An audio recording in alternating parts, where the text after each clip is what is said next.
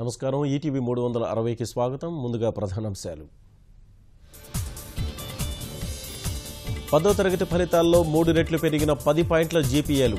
పునః పరిశీలన, పునఃమూల్యాంకనానికి ఈ నెల 20 వరకు గడువు.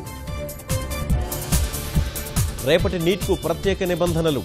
రాష్ట్రం నుంచి పరీక్ష రాయనున్న 80,000 మంది.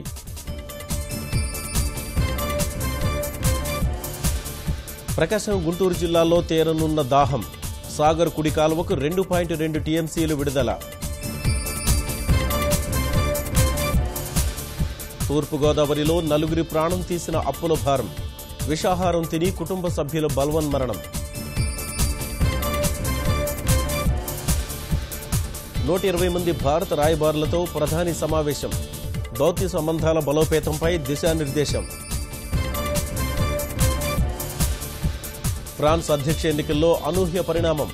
అధ్యక్ష అభ్యర్థి మేక్రాన్ రహస్య మెయిళ్లు బహిర్గతం. అజ్లాన్ షా హాకీ టోర్నీలో కాంస్యంతో సరి. న్యూజిలాండ్పై 4-0 తేడాతో భారత్ విజయం.